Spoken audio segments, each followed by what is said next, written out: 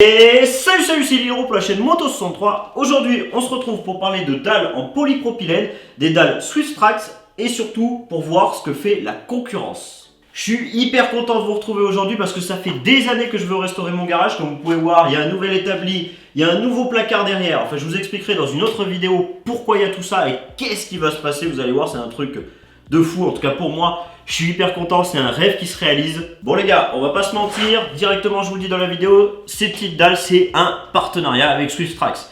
Mais par contre, je vais vous expliquer comment on en est arrivé à ce partenariat et comment j'ai pu un petit peu découvrir ce que faisait la concurrence et un petit peu découvrir les fonds de la chose, les fonds du commerce des dalles comme ça. Et pourquoi au final j'ai fini par choisir eux et vous verrez que les arguments sont bons et que c'est pas juste parce qu'il y a un partenariat. Bon les gars, on va pas se mentir, je suis habillé n'importe comment parce que de toute façon comme je suis en train de rénover le garage, je vais pas me mettre sur mon 31. Puis on est des mécanos, on n'est pas des youtubeuses beauté. Bon, passons aux dalles, je vais un petit peu vous énumérer de la concurrence et il y en a certains, je vais dire leur nom, il y en a d'autres non parce que j'ai pas envie d'avoir de problème. Donc je vais vous parler d'une première marque, une marque qu'on retrouve facilement sur YouTube. Il y a un garage d'un mec qui a une Porsche qui a fait ça. Donc on voit que c'est des dalles plutôt pas mal, mais il y a quelques petits trucs qui me gênent dans le marketing. Il y a d'ailleurs un autre gars qui a refait son garage, la vidéo elle a bien marché, et justement il a eu la même réaction que moi. Donc je pense que je suis pas si fou que ça. Le concurrent dont je vous parle, il dit faire fabriquer ses dalles au Portugal. Et moi j'ai un gros doute, parce qu'il y a beaucoup de choses qui me font penser que ça vient de la Chine. Déjà, un point, c'est qu'ils ont changé plusieurs fois de design, l'espacement, les formes, etc. Et ça, on a l'impression que c'est la Chine qui se met à jour par rapport à la concurrence. La Chine, ils adorent faire ça.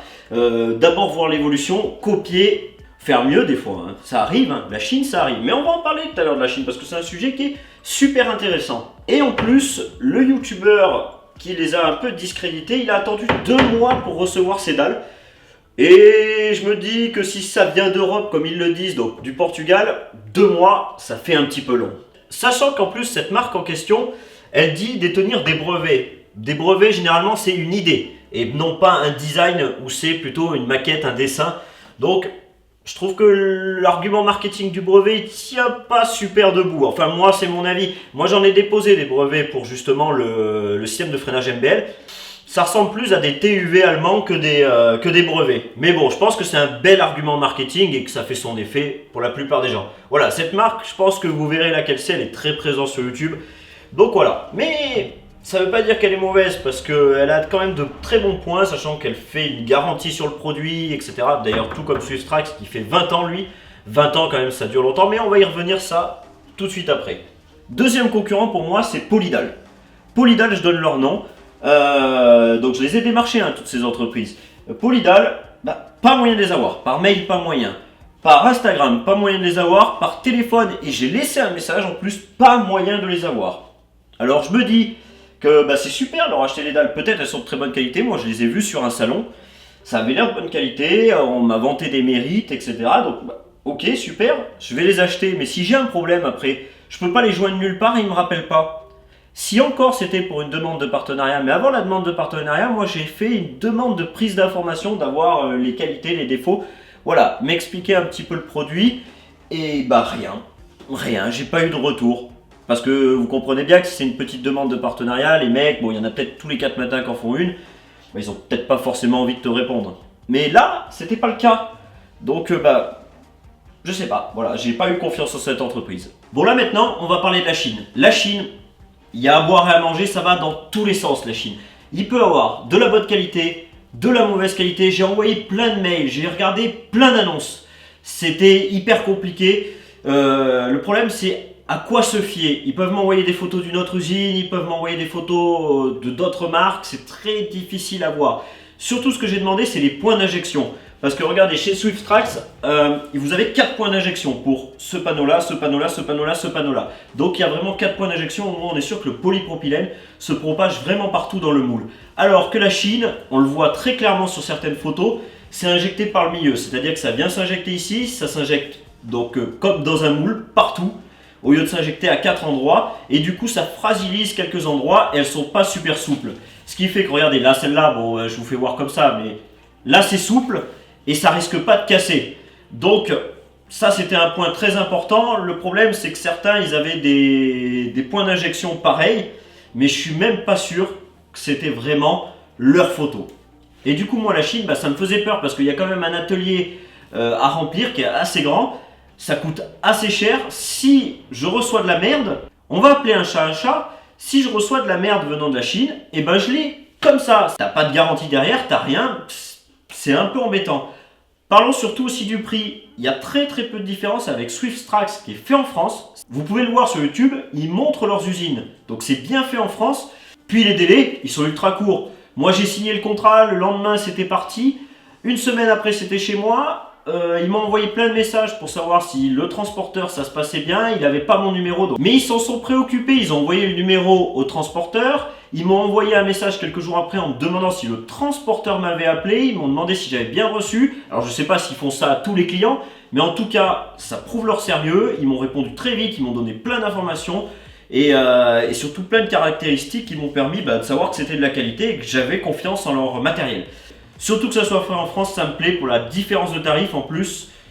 Franchement, je vois pas pourquoi s'embêter à aller en Chine et risquer de recevoir du matériel de merde. Tout simplement. De toute façon, on va monter ces dalles ensemble. Je vais vous montrer comment les monter. Je vais vous donner plein de caractéristiques tout au long de la vidéo au fur et à mesure, les avantages qu'elles ont. Elles sont nivelantes, c'est-à-dire qu'elles remettent à niveau votre garage. Mon garage, moi, il fait un peu comme ça. Quand je nettoie, des fois il y a de l'eau qui descend à droite, l'eau qui descend à gauche, ça vient se mettre dans des creux, etc.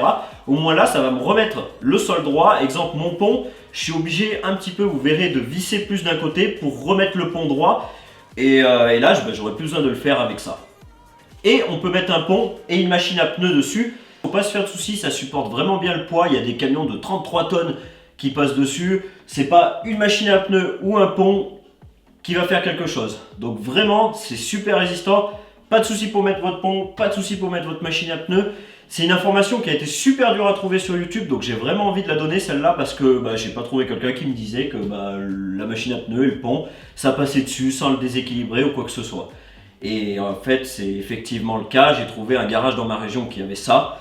Et je suis allé voir le pont, effectivement, c'est très stable, c'est solide, il n'y a pas de problème. Je m'étais super bien renseigné sur ces dalles. C'était des dalles Swiftstrax en plus. Donc voilà, je suis pleinement content. Là, ce qu'on va faire, c'est qu'on va commencer d'abord à tout enlever. Parce que forcément, les meubles, ça gêne et je vais les mettre dessus. Je ne vais pas découper la plaque pour le pied, etc. Comme les meubles, ça peut se mettre dessus. Donc, j'enlève tout et on se retrouve quand tout est propre, prêt à installer le sol pour que je vous montre l'équerrage et comment ça fonctionne. Allez, c'est parti! Du coup, comment on fait pour savoir par où on commence, etc. Moi, je vais vous expliquer. Le mieux, c'est de trouver le mur le plus droit de chez vous. Moi, de ce côté-là, le mur, il n'est pas du tout droit. C'est-à-dire que j'ai essayé tout à l'heure de mettre plusieurs dalles. Ça fait large d'un côté, petit de l'autre. Voilà, au niveau de l'espace. Donc, c'était pas top. Par contre, ce mur, regarde, je vais t'amener la caméra. Par contre, comme tu peux voir, ce mur, lui, il est bien droit. Donc, je vais me servir de ce mur pour commencer mes dalles. Après, je vais faire un angle droit et je vais tirer tout droit. Hop, avec les dalles, les dalles, les dalles. Et là, je vais venir faire la découpe de ce qui me manque. Je vais donc venir mettre ma dalle. Je vais regarder ce qui me manque. Je vais venir faire un trait et je vais découper. Voilà, tout simplement. Et je vais faire ça tout le long pour toutes ces dalles qui vont contre ce mur. Parce que ce mur, il n'est pas du tout droit. Alors les gars, pour découper les plaques, moi je prends la scie sauteuse parce que j'ai que ça malheureusement. Et ça fait très bien l'affaire. Je prends une petite lime. Une fois que la scie sauteuse est passée, tu sais, ça fait pas super propre. Je prends une petite lime et j'y rends bien propre. La petite ligne de feutre que j'ai passée tout à l'heure, je prends du White Spirit sur une éponge. Et je nettoie. Et là, je prends un serre-joint, tu sais, que tu peux utiliser pour les soudures ou d'autres choses comme ça. Comme ça, la plaque, je suis tranquille, elle ne bouge pas. Et puis, je peux la couper tranquille. Hop.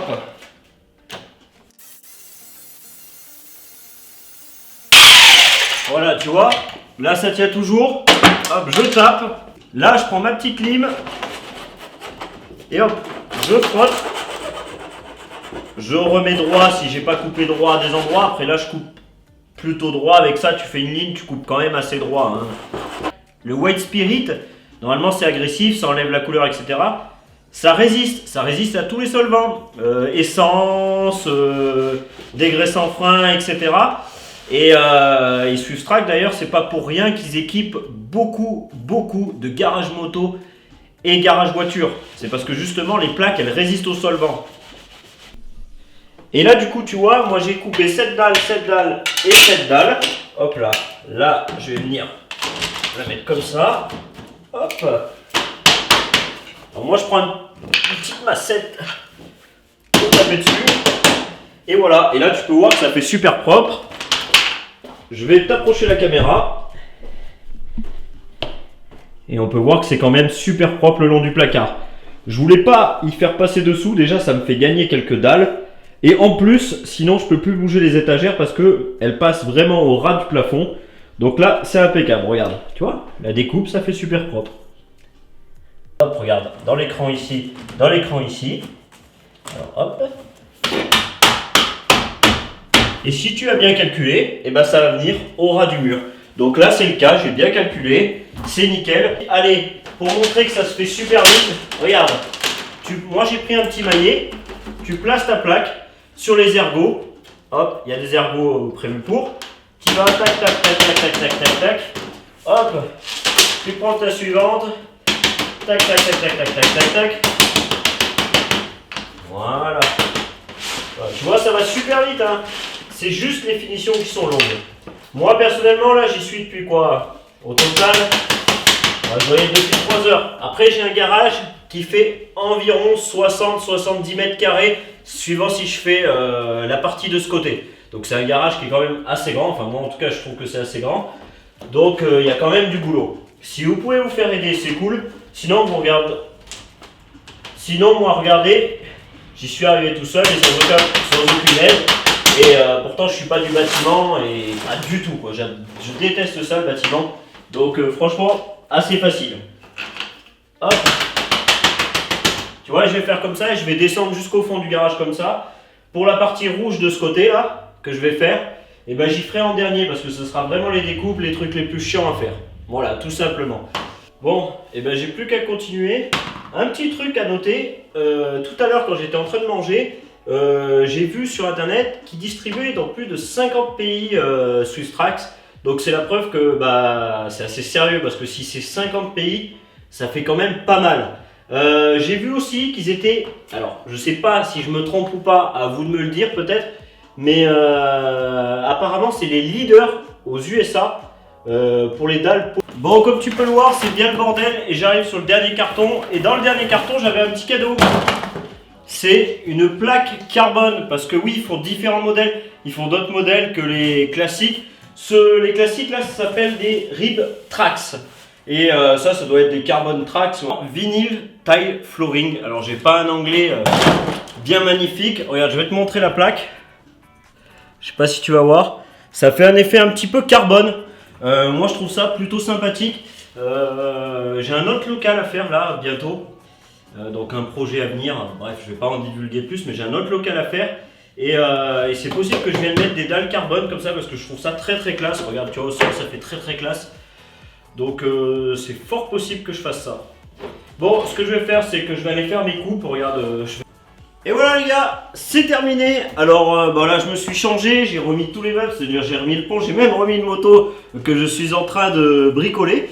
Je vais vraiment vous montrer là tout de suite à la fin, faire une conclusion sur ce qui a été difficile pour moi, sachant que je suis pas du bâtiment, que j'ai jamais posé du carrelage ou ces choses là. Après c'est vraiment de la logique, tu as une règle, un feutre, de quoi découper, ça va se faire super bien. Allez je te montre. Alors première petite chose, c'est autour du lavabo, autour des meubles, là où tu vas pas passer dessous. Là j'avais pas envie de passer dessous, parce que là tu vois, l'évier il est fixé etc, c'est un peu la merde. Tu vois là j'ai découpé autour et là c'est que des petits carrés. Ici c'est un petit carré qui est large comme ça. Pareil pour de l'autre côté, tu vois, alors là ça a été vraiment un petit peu difficile les découpes. Au niveau du poteau aussi je vais te montrer. Dans le deuxième point, regarde c'est autour du poteau, là autour du poteau il a fallu que je fasse une plaque. Ici, elle va là, ici. Donc il a fallu faire une découpe là, autour et remonter. C'était un petit peu de la logique, mais si tu prends ton temps, honnêtement, j'en ai pas raté une seule. Pourtant, je suis pas du bâtiment et j'aurais pu franchement y rater parce que moi et le bâtiment, c'est pas vraiment foufou. Bon, la porte, c'est là que ça a été le plus difficile. J'ai mis des petits tapis gomme, regarde, tu vois? Des petits tapis gomme que tu achètes n'importe où, à Bricomarché, Castorama, Leroy Merlin, bref, n'importe. Pourquoi? Parce qu'ils sont un petit peu moins hauts que les plaques, du coup la porte elle passe beaucoup mieux. À ce niveau-là, la porte, pas de problème, elle passe. Et ici, elle avait du mal à passer parce que mon sol il fait un petit peu, il remonte comme ça. Donc là, ça avait un petit peu de mal à passer. Donc voilà, j'ai fait ça. Vous allez me dire, chez Swisstrax, il existe aussi les petites bordures. Je suis pas sûr que ça serait mieux passé. Enfin, en tout cas, pour ma part, ça fait beaucoup plus propre, c'est sûr. Après là, moi, je trouve que ça fait pas dégueulasse. À vous de me le dire aussi dans les commentaires ce que vous en pensez. Est-ce que vous pensez que ça fait dégueu ou pas? Moi, personnellement, je trouve ça propre. En plus, les véhicules comme ça, ils commencent à rentrer sur la gomme. Ils viennent pas taper directement dans la plaque et hop, ça monte. Pour ma part, en tout cas, je trouve ça bien. Après, il rentrera pas de voiture dans cet atelier. Donc, a priori, c'est pas quelque chose qui va se déplacer, s'abîmer, etc. On passe là-bas maintenant. Alors beaucoup me disent, mais pourquoi t'as pas mis de la résine au sol? Alors la résine, d'une part, c'est beaucoup plus cher que les dalles. Deuxième chose, c'est surtout que ça rend pas aussi joli. Là franchement ça agrandit la pièce. Ça fait vraiment des espaces au niveau, tu fais le design que tu veux au sol. Moi en tout cas, moi ça me fait un petit espace gris comme ça là où je marche entre guillemets. Bref, tout ça pour vous dire que je suis satisfait.